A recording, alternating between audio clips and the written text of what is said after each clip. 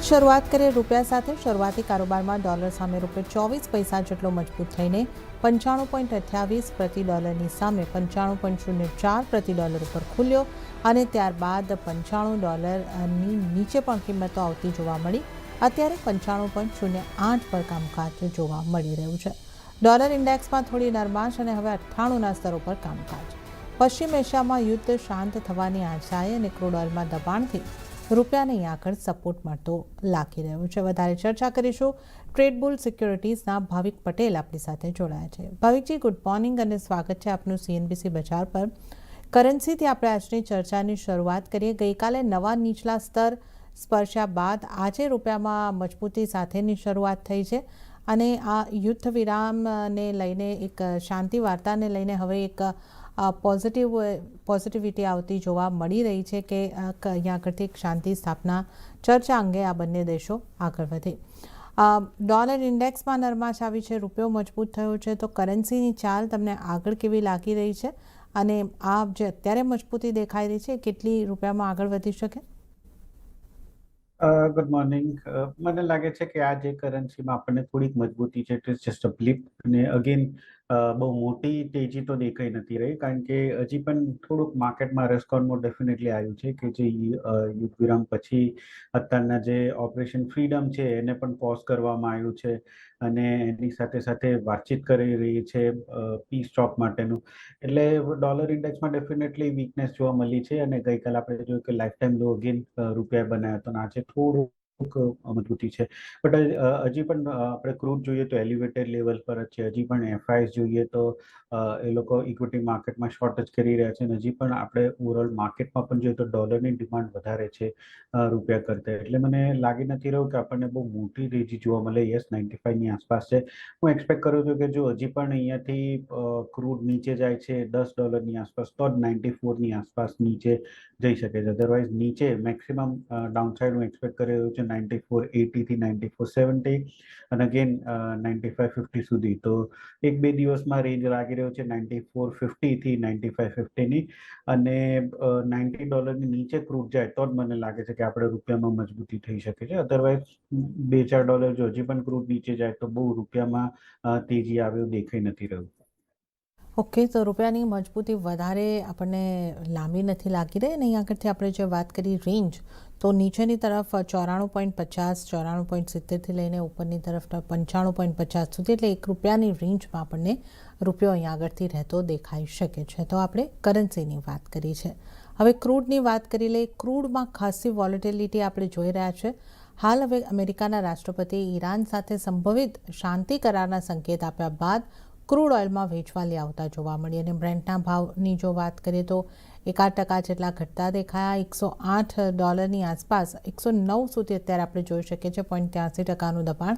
નાઇમેક્સ ક્રૂડમાં પણ $1થી વધુના દબાણ સાથે $101 પર કામકાજ થઈ રહ્યું છે અને MCX પર 9,611, એટલે અહીંયા પણ લગભગ 1%ના દબાણ સાથે કામકાજ. હવે અહીંયા યુએસની ક્રૂડની ઇન્વેન્ટરી સતત ત્રીજા સપ્તાહે 8.1 મિલિયન બેરલ પ્રતિ દિવસથી ઘટી પણ છે. તો અત્યારે તો આપણને આની પણ એક અસર નથી દેખાઈ રહી અને લાલ નિશાનની અંદર કામકાજ થતું જોઈ રહ્યા છે. ભાવિકજી, ક્રૂડ જે છે એ હવે યુદ્ધને શાંતિ વિરામ અને લઈને એક ઘટાડો આપણને આવતો જોવા મળી રહ્યો છે અને ક્રૂડમાં જે વોલેટિલિટી છે આ યુદ્ધને લઈને જે રીતની અપડેટ આવતી જાય છે કે શાંતિ વાર્તા થશે કે નહીં એને પ્રમાણેની મૂવ્સ આવી રહી છે. ઇન્વેન્ટરીના આંકડાની પણ અસર અહીંયાથી ઇન્વેન્ટરી ઘટી રહી છે તો ક્રૂડની કિંમતો પણ ઘટી રહી છે. તો કઈ રીતે જોવું છે? એટલે એટલી અસર માત્ર યુદ્ધના સંકેતો પર જ ક્રૂડ રિએક્ટ કરી રહ્યું છે એવું લાગી રહ્યું છે. તમે ક્રૂડમાં હવે કયા લેવલ જોઈ રહ્યા છો? આઈ થિંક તમારી વાત સાચી છે. ક્રૂડ ડેફિનેટલી હેડલાઇન્સ જ ચેસ કરી રહ્યો છે કે જ્યાં 2 દિવસ પહેલા આપણે જોયું હતું કે ટ્રમ્પે કીધું હતું ઓપરેશન ફ્યુરી, એટલે જે બધી બોટ જે છે જે અટકી ગઈ છે એ લોકોને સ્ટ્રેટ ઓફ હોર્મુઝમાં એ લોકો પાસ કરશે. ત્યારે આપણને થોડીક વીકનેસ જોવા મળી. પછી કારણ કે ઈરાનને તો જોઈતું નથી સ્ટ્રેટ ઓફ હોર્મુઝ હજી બંધ છે, એટલે એ લોકોએ જે અટેક કર્યું હતું અને યુએસની નેવી પર, જો કે યુએસની નેવી ના પાડી હતી તો આપણે જોઈ હતી કે ત્યારે ક્રૂડના પ્રાઇસીસમાં પાછી વધારો થયો હતો પછી યુએસએ કીધું કે ઈરાનની જે બોટ છે નાની એ લોકો ઉપર એટેક કર્યો એટલે આપણને તેજી જોવા મળી. અને પછી હવે ફરીથી ટ્રમ્પે કીધું કે ઓપરેશન ફ્યુરી છે, ફ્રીડમ જે છે એ અત્યારના પોઝ કરવામાં આવ્યો છે. એટલે પાછું આપણને જોયું કે ક્રૂડમાં પાછી મંદી જોવા મળી. એટલે કોઈ પણ એક પોઝિટિવ ન્યૂઝ ક્રૂડ માટે આવે છે અને આપણને એક લાઇનમાં તેજી જોવા મળે છે. કોઈ પણ ટ્વીટ આવે છે પી સ્ટોકની તો આપણને મંદી જોવા મળે છે. એટલે આ સિનારીઓમાં ટ્રેડ કરવું બહુ મુશ્કેલ છે. અને પ્લસ આપણે રેન્જ પણ જોઈ રહ્યા હતા ક્રૂડની, તો એવરી ડે 300 થી 400 પોઈન્ટની મિનિમમ રેન્જ છે. એટલે આવી રેન્જમાં તમે સ્ટોપ લોસ મૂકો કે ટાર્ગેટ મૂકો એ થોડોક ડિફિકલ્ટ પડી રહ્યો છે. એટલે આઈ થિંક અત્યારના શોર્ટ ટર્મમાં ક્રૂડની કોઈ પણ ટ્રેન્ડ જે છે એ પ્રિડિક્ટ કરવું બહુ મુશ્કેલ થઈ રહ્યું છે. અને ઓવરઓલ મને લાગે છે કે હજી પણ ભલે પી સ્ટોક્સની વાત થઈ છે, પણ જ્યાં સુધી કોઈ કોન્ક્રીટલી કશે આઈધર યુએસ કે ઈરાન એ બેમાંથી કોઈ પાછળ નથી હટતો કે કોઈ કોમ્પ્રોમાઇઝ નથી કરતો, ત્યાં સુધી મને નથી લાગતો કે પી સ્ટોકમાં આપણને કોઈ બ્રેક થ્રુ જોવા મળે. એટલે ક્રૂડના પ્રાઇસીસ તો એલિવેટેડ જ રહેવાના છે. ઓવરઓલ આઈ થિંક અત્યારના WTI 100ની આસપાસ ચાલી રહ્યું છે. મેં જે કીધું મેજર તો મને લાગે છે કે 90ની નીચે આવે છે તો જ કરેક્શન જોવા મળે છે. ઉપર આઈ થિંક 115 ગમે તે એટલું નેગેટિવ ન્યૂઝ પોઝિટિવ ન્યૂઝ હોય ક્રૂડમાં તો 118ની ઉપર સસ્ટેન નથી થતું. એટલે મોટી રેન્જ થઈ ગઈ છે હાલ. અત્યારના 95 થી 115ની રેન્જ છે.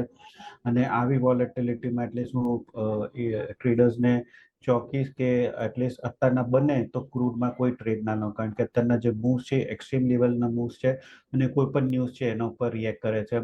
ઇન્વેન્ટરી ઉપર પણ અત્યારના કોઈ રિએક્ટ નથી કરતું કે યુએ ઓપેક પ્લસમાંથી નીકળ્યું એની પણ રિએક્શન નથી કરતું કે ઓપેક પ્લસ વાળા આ વખતે પ્રોડક્શન વધારવાના જે કશા ઉપર રિએક્ટ નથી થતું. એટલે માત્ર ને માત્ર યુદ્ધના પર જ રિએક્ટ કરે છે. એટલે બને તો અત્યારના શોર્ટ ટર્મમાં એટલીસ્ટ ક્રૂડમાં અત્યારના ટ્રેડ કરવું એવોઇડ કરવું જોઈએ.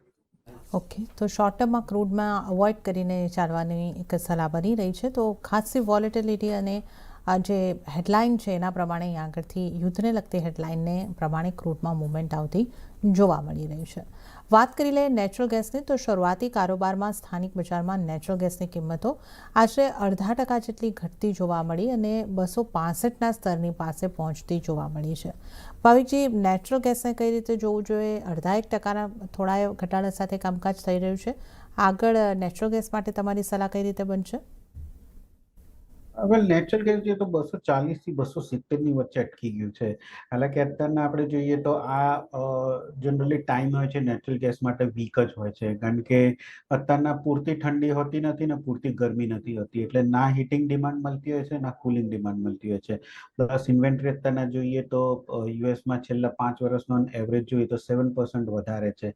એટલે શોર્ટ ટર્મમાં તો મને લાગે છે કે નેચરલ ગેસમાં કોઈ તેજી નહીં જોવા મળે. આજના દિવસમાં યસ, ક્રૂડના માર્કેટ માર્યું છે એટલે નેચરલ ગેસમાં પણ વીકનેસ જોવા મળી છે. મને લાગે છે કે પીક જે હવે જૂન જુલાઈમાં જ્યારે સમર સિઝન એકદમ પીક થશે ત્યારે યુઝ્યુઅલી યુરોપ જે હોય છે એ ઇન્વેન્ટરી બધું ભરતું હોય છે વિન્ટર માટે. અને આ વખતે યુરોપની ઇન્વેન્ટરી ઓછી છે. એટલે મને લાગે છે કે 1-2 મહિના પછી આપણને ડેફિનેટલી નેચરલ ગેસમાં તેજી જોવા મળે. અત્યારના તો ટેકનિકલી પણ 270ની ઉપર જ્યાં સુધી સસ્ટેન નથી થતો ત્યાં સુધી વીકનેસ છે. 240 નીચે જાય એવું દેખાઈ નથી રહ્યું.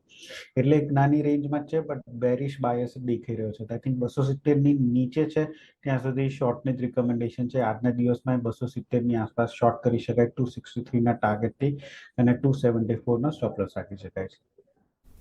ઓકે, તો અહીંયા આગળથી નેચરલ ગેસના માટે બેરિશ વ્યૂ બની રહ્યો છે જ્યાં સુધી 270ની નીચે છે. તો 270ની આસપાસના સ્તર મળે છે તો તમે આજના દિવસે પણ સેલ કરીને ચાલી શકો છો. 267નો સ્ટોપ લોસ અને 264 ના અહીંયા આગળથી ટાર્ગેટ બનતા જોવા મળી શકે છે. તો આપણે અહીંયા આગળથી ખાસ વાત કરી છે નેચરલ ગેસની સેલ કરીને ચાલવાની સલાહ બની રહી છે. તો આ સાથે જ હાલ આપણે લઈશું નાનકડો બ્રેક અને બ્રેક બાદ ભાવિક પટેલ સાથે વધુ કોમોડિટીઝની ચર્ચામાં આગળ વધીશું.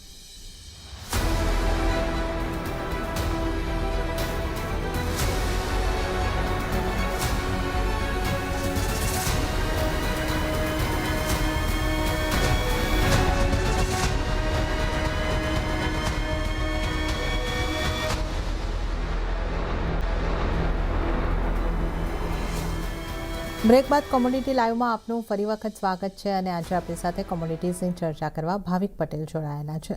સોનાના કામકાજની વાત કરી લઈએ તો સોનામાં ગઈકાલના ઘટાડા બાદ આજે ફરી રિકવરી સાથે કારોબાર જોવા મળ્યો છે અને જ્યાં સ્થાનિક બજારમાં ભાવ 1.38% જેટલા વધતા દેખાયા છે અને 1,51,825 પર સોનામાં કામકાજ થતું આપણે MCX પર જોઈ શકીએ છીએ. અને કોમેક્સ પર નજર કરી લઈએ તો લગભગ 2%ની મજબૂતી અને કોમેક્સ પર 4646ના સ્તર અત્યારે આપણે જોઈ રહ્યા છે.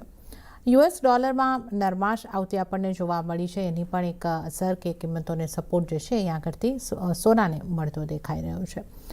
ભાવિકજી, કઈ રીતે તમે જોઈ રહ્યા છો સોનામાં ગઈકાલે ઘટાડા બાદ આજે એક સારી રિકવરી આપણે અહીંયા આગળથી આવતી જોઈ રહ્યા છે, તો અહીંયા પણ આ જે શાંતિ વાર્તાઓ આગળ વધી શકે એવી સંભાવનાઓને કારણે આ સોનામાં પોઝિટિવિટી આવી છે?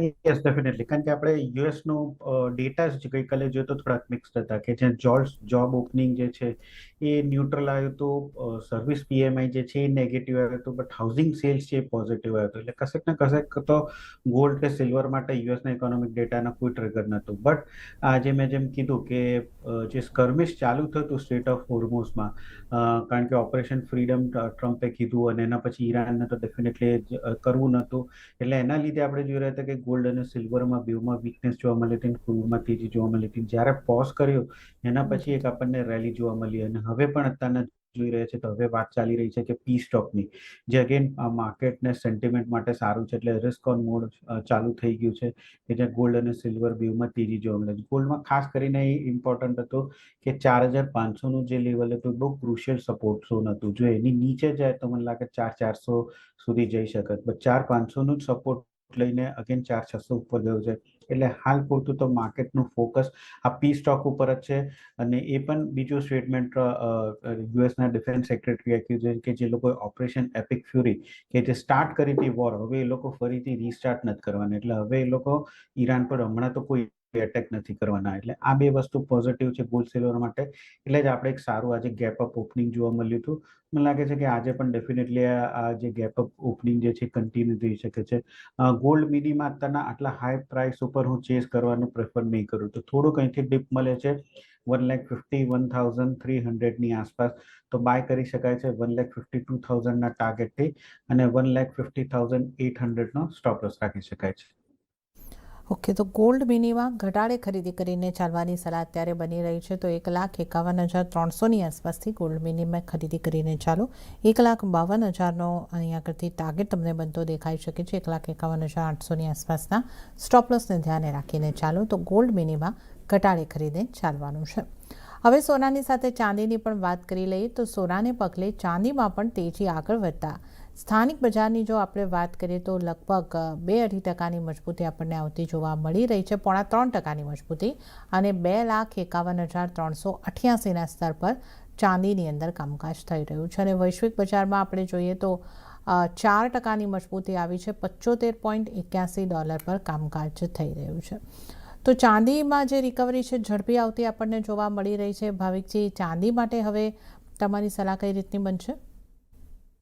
તો આઈ થિંક ચાંદીમાં મને લાગે છે કે જ્યારે પણ આ માર્કેટમાં આપણને થોડું પણ પી સ્ટોક પોઝિટિવનેસ કે યુદ્ધ વિરામ કે સ્ટેટ ઓફ વોર ઓપન થાય તો મને લાગે છે કે ચાંદી ડેફિનેટલી ગોલ્ડ કરતાં વધારે પરફોર્મ કરશે. એનું એક રીઝન એ પણ છે કે અત્યારના 5 વર્ષમાં આપણે જોઈએ તો ચાંદીમાં જે સપ્લાય છે ઓછી થઈ રહી છે. અને અત્યારના યુરોપમાં પણ જોઈએ તો ઈવી માર્કેટ છે જે ગયા વર્ષે 4.6% માર્કેટ શેર હતું, અત્યારના આ વર્ષે 19.6% માર્કેટ શેર છે. અને ઈવીમાં ટ્રેડિશનલ આપણે કાર જોઈએ એના કરતાં 75% વધારે ચાંદી વપરાય છે. એટલે નિયરલી એક કાર માટે 1 કે 2 આઉન્સ ઓફ સિલ્વર વપરાય છે. અને પ્લસ જો ફાસ્ટ ચાર્જિંગમાં ઇન્ફ્રાસ્ટ્રક્ચર ડેવલપ કરે તો એના માટે પણ વધારે ચાંદી જોવા મળે છે. એટલે મને લાગે છે કે એઝ અ આગળ જતા જે ડિમાન્ડ જે ચાંદીની રહેશે, આપણે જ્વેલરી જવા દો, પણ જે ઇન્ડસ્ટ્રીયલ ડિમાન્ડ જે છે એ મને લાગે છે કે બહુ સ્ટ્રોંગલી તેજી થવાની છે. એટલે જ હું ચાંદીમાં મને લાગે છે કે આગળ જતાં વધારે આપણને તેજી જોવા મળી શકે છે. તો આઈ થિંક આજના દિવસમાં પણ ગોલ્ડ અને સિલ્વરમાં જોઈએ તો સિલ્વર વધારે સ્ટ્રોંગ દેખાઈ રહ્યું છે. મારી આજની પણ વધારે પ્રેફર પિક સિલ્વર જ રહેશે. બટ અગેન આટલા હાઈ પ્રાઇસ ઉપર હું ચેસ નહીં કરવા જાઉં. 2,52,700ની આસપાસ મિની કોન્ટ્રાક્ટ જૂનમાં મળે છે, તો બાય કરી શકાય છે 252ના ટાર્ગેટથી અને સ્ટોપ લોસ રાખી શકાય 251,500નો. ઓકે, તો અહીંયા આગળથી જે ખાસ સલાહ બની રહી છે, જૂન મિની કોન્ટ્રાક્ટ સિલ્વરમાં ઘટાડે ખરીદી કરીને ચાલી શકો છો. તો 2,51,700થી ખરીદી કરો. 2,52,000ના ટાર્ગેટ તમને સિલ્વર મિનીમાં બનતા જોવા મળી શકે છે. 2,51,500નું સ્ટોપ લોસ ધ્યાને રાખો. તો ગોલ્ડ અને સિલ્વરમાં મિની કોન્ટ્રાક્ટમાં ઘટાડે ખરીદી કરવાની સલાહ છે અને ગોલ્ડ સિલ્વરમાંથી પ્રિફરેબલ સિલ્વર અહીંયા આગળથી બની રહ્યું છે. તો આપણે સોના ચાંદીની વાત કરીએ. હવે બેઝ મેટલ્સની વાત કરી લઈએ તો શરૂઆતી કારોબારમાં મોટાભાગની બેઝ મેટલ્સમાં પણ આપણને લીલા નિશાનમાં કામકાજ થતું જોવા મળી રહ્યું છે અને ખાસ કરીને કોપર, એલ્યુમિનિયમ આ મેટલ્સ એક મજબૂતી સાથે કામકાજ કરતી જોવા મળી રહી છે. ઝિંક અને કોપરમાં 1%ની ઉપરની મજબૂતી સાથેનું કામકાજ આપણે જોઈ રહ્યા છે. તો ડોલરમાં નરમાશને કારણે પણ કોપરમાં સપ્તાહના ઉપલા સ્તરે કારોબાર નોંધાયો છે અને સાથે જ યુએસ ઈરાન વચ્ચે શાંતિની આશાએ એલ્યુમિનિયમની કિંમતોમાં પણ સારી મજબૂતી આવતી જોવા મળી છે. તો ભાવિકજી, બધી જ મેટર આપણને લીલા નિશાનમાં અત્યારે એમસીએક્સ ઉપર જોવા મળી રહી છે. કોપર અને ઝિંકમાં કમ્પેરેટિવલી 1%ની ઉપરની મજબૂતી, સારી મજબૂતી દેખાઈ રહી છે. તો બેઝ મેટલ્સમાંથી કઈ મેટલ પર અને તમારી ક્યાં સલાહ બનશે? બેઝ મેટલમાં તો મને લાગે છે કે ત્રણેય કોપર, ઝિંક અને એલ્યુમિનિયમ ત્રણેયમાં તેજી દેખાય છે. કારણ કે ચાઇનામાં પણ જોઈએ તો 1 થી 5 જે લેબર ડે હોલિડે હતું એ પતી ગયું છે, એટલે હવે ફરીથી એક્ટિવિટી જે છે એ પિકઅપ થઈ છે બેઝ મેટલ્સની. સેકન્ડ, આપણે ગઈકાલે ચાઇનાના જે સર્વિસ પીએમઆઈ જોયા એ પણ વધીને આવ્યા છે. અને ત્રીજું આપણે જોઈએ તો ડોલર ઇન્ડેક્સમાં પણ અત્યારના વીકનેસ જોવા મળી રહી છે અને આ પી સ્ટોકની વાત કરી રહી છે. એટલે આ બધા ફેક્ટર્સ ઓફકોર્સ બેઝ મેટલ્સ માટે પોઝિટિવ જ છે. કોપરની વાત કરીએ તો કોપર આરામથી 1270-1280 ઉપર સસ્ટેન થાય છે, એટલે આમાં પણ સ્ટ્રેન્થ દેખાઈ રહી છે. એટલે કોપર સૌથી પહેલા આજે 1290ની આસપાસ આવે છે, તો 1305ના ટાર્ગેટથી બાય કરી શકાય છે. 1285નો સ્ટોપ લોસ રાખી શકાય છે. એલ્યુમિનિયમની વાત કરીએ તો એલ્યુમિનિયમમાં પણ મને લાગે છે કે આગળ જતા બહુ સપ્લાય ટાઈટ થશે, કારણ કે હજી પણ સ્ટ્રેટ ઓફ હોર્મુઝ બંધ છે. નિયરલી 9 to 10% ઓફ આઉટપુટ જે છે વર્લ્ડનું એ મિડલ ઈસ્ટથી આવતું હોય છે. અને અત્યારના જે રીતે ક્રૂડના પ્રાઇસીસ વધ્યા છે એ રીતે સ્મેલ્ટર્સ ઉપર પણ બહુ પ્રેશર છે. એટલે યુએસ અને યુરોપની જે સ્મેલ્ટર્સ જે છે એ લોકોએ પ્રોડક્શન એલ્યુમિનિયમની બહુ ઓછું કર્યું છે, કારણ કે આ હાઈલી ક્રૂડ ઇન્ટેન્સિવ સ્મેલ્ટર્સ હોય છે કે જ્યાં બહુ ક્રૂડની જરૂર હોય છે અને આટલા હાઈ પ્રાઇસ ઉપર અત્યારના પ્રોડક્શન વાળાને પોસાતું નથી હોતું. એટલે અહીંયાથી પણ મને લાગે છે કે આગળ જતા ટાઇટનેસ વધારે થશે એલ્યુમિનિયમમાં. એલ્યુમિનિયમ પણ 375ની આસપાસ બાય કરી શકાય છે. 380ના ટાર્ગેટથી 372નો સ્ટોપ લોસ રાખી શકાય છે. અને ઝિંકની વાત કરીએ તો ઝિંક પણ મને લાગે છે કે કોપર અને એલ્યુમિનિયમની પાછળ આમાં પણ તેજી જોવા મળશે. આમાં પણ 348ની આસપાસ બાય કરી શકાય 352ના ટાર્ગેટથી, અને 344નો સ્ટોપ લોસ રાખી શકાય. ઓકે, તો અહીંયા આગળથી ખાસ ત્રણેય મેટલની અંદર કોપર, એલ્યુમિનિયમ, ઝિંકમાં ખરીદી કરીને ચાલવાની સલાહ બની રહી છે. કોપરથી આપણે શરૂઆત કરીએ. 1290ની આસપાસથી તમે ખરીદી કરો. 1305ના ટાર્ગેટ અને 1285ના સ્ટોપ લોસને ધ્યાને રાખીને ખરીદી કરીને ચાલી શકો છો. ત્યારબાદ વાત કરી લઈએ એલ્યુમિનિયમની. અહીંયા પણ ખરીદી કરીને ચાલવાની સલાહ. 380નો ટાર્ગેટ, 372ના સ્ટોપ લોસને ધ્યાને રાખો. અને ઝિંકમાં પણ ખરીદી કરીને ચાલો. અહીંયા પણ 352ના ટાર્ગેટ બની શકે છે. 344નો સ્ટોપ લોસ ધ્યાને રાખીને ખરીદી કરીને ચાલવાની સલાહ. તો આપણે નોન એગ્રી કોમોડિટીઝની વાત કરીએ અને હવે એગ્રી કોમોડિટીઝના કારોબાર ઉપર નજર કરી લઈએ. મસાલા પેક સાથે શરૂઆત કરીએ તો ત્યાં ખરીદી દેખાઈ રહી છે. હળદર અને ધાણા આમાં વધારે મજબૂતી છે. જીરામાં પ્રમાણમાં ઓછી મજબૂતી, પણ ત્રણેય મસાલા લીલા નિશાનમાં આજે આપણને શરૂઆતી કારોબારમાં જોવા મળી રહ્યા છે. કઈ રીતે આપની સલાહ બનશે મસાલા પેકમાંથી, ભાવિકજી? વેલ, મસાલા પેકમાં જીરામાં તો અગેન હું બેરિશ જ છું. ખાલી શોર્ટ કવરિંગ દેખાઈ રહ્યું છે, કારણ કે આટલું બધું કરેક્શન થયું છે. એટલે પ્રોબેબલી અહીંયાથી થોડુંક તેજી જોવા મળી શકે, બટ આઈ થિંક એ તેજી પણ એક સેલિંગની જ ઓપોર્ચ્યુનિટી રહેશે. તો જીરામાં તો હજી પણ 20-300ની આસપાસ આવે છે, તો 19-800ના ટાર્ગેટ માટે શોર્ટ જ કરી શકાય છે 20-500ના સ્ટોપ લોસથી. ધાણાની વાત કરીએ તો ધાણા હજી પણ ફંડામેન્ટલ બહુ સ્ટ્રોંગ છે, બટ યસ, પ્રાઇસીસ આટલી બધી વધી છે એટલે આટલા હાઈ પ્રાઇસ ઉપર ડિમાન્ડ જે છે થોડીક ઓછી થઈ રહી છે એક્સપોર્ટની અને ડોમેસ્ટિકલી. એટલે પ્રાઇસીસ આપણે જોયું કે 13,000 ઉપર જે હતા એનાથી કરેક્ટ થઈને ફરીથી 12,800ની આસપાસ આવ્યો છે. અગેન આ જે કરેક્શન છે, બાઇંગ જ ઓપોર્ચ્યુનિટી દેખાઈ રહી છે. 12,800ની આસપાસ બાય કરી શકાય છે 13,000ના ટાર્ગેટથી. 12,700 સ્ટોપ લોસ રાખી શકાય છે. હળદરની વાત કરીએ તો હળદર કેટલા વખતથી પ્રાઇસમાં આપણને જોયું કે કોન્સોલિડેટ થઈ રહ્યું છે, અને ગઈકાલે એક સારી સારી એવી તેજી જોવા મળી છે અને મને લાગે છે કે આ જે તેજી છે કન્ટિન્યુ રહી શકે છે. તો હળદરમાં પણ 16,300ની આસપાસ બાય કરી શકાય, 16,600ના ટાર્ગેટથી અને 16,000નો સ્ટોપ લોસ રાખી શકાય. તો જીરા સિવાય બાકી બે સ્પાઇસ કોમ્પ્લેક્સ છે, ધાણા અને હળદર, એમાં તેજી લાગી રહી છે. ઓકે, તો જીરામાં સેલ કરવાની સલાહ અહીં આગળથી બની રહી છે અને ત્યાં 19,800 સુધીના ટાર્ગેટ બની શકે છે અને ધાણા અને હળદરમાં ખરીદી કરીને ચાલવાની સલાહ. હળદરની વાત કરીએ તો 13,000ના ટાર્ગેટ માટે ખરીદી કરીને, માફ કરશો, કોરિયન્ડર ધાણાની વાત કરીએ તો 13,000ના ટાર્ગેટ માટે ખરીદી કરીને ચાલો અને હળદર માટે 16,600ના ટાર્ગેટ માટે ખરીદી કરીને ચાલો. તો આ મસાલા પેકમાંથી સલાહ. ભાવિકજી, આ સિવાય આજના દિવસે કઈ એગ્રી કોમોડિટી પર ખાસ ધ્યાન રાખવાની તમારી સલાહ બનશે? આના સિવાય આપણે ગુવાર પેક કરીએ તો આઈ થિંક ગુવાર પેક એ તેજી તરફ જ દેખાઈ રહ્યો છે. હાલાકી એટલો બધો સ્ટ્રોંગ નથી દેખાઈ રહી, બટ મને લાગે છે કે આ વર્ષ તો મોમેન્ટમ તેજી જ રહેવાનું છે. તો ગુવાર સીડમાં પણ થોડુંક ડિપ મળે છે 5,650ની આસપાસ. તો 5,720ના ટાર્ગેટથી બાય કરી શકાય છે અને સ્ટોપ લોસ નીચે રાખી શકાય 5,620નો. ઓકે, તો ગુવાર સીડમાં ખરીદી કરીને ચાલવાની સલાહ, 5,720નો ટાર્ગેટ, 5,620નો સ્ટોપ લોસ ધ્યાને રાખો. અને ત્યારે જ ભાવિકજી, આપનો ખૂબ ખૂબ આભાર. આપ અમારી સાથે જોડાયા અને તમામ કોમોડિટીઝ અંગે ચર્ચા કરવા બદલ આપનો આભાર. તો સાથે જ કોમોડિટી લાઈવમાં હાલ પૂરતું આટલું જ. હાલ મને આપશો રજા, પણ વધુ અપડેટ અને સમાચારો માટે આપ CNBC બજાર સાથે જોડાયેલા રહો. આગળ મારા સહયોગી પ્રીતિ દલાલ આપને માટે લઈને આવશે બજાર હેલ્પલાઇન. નમસ્કાર.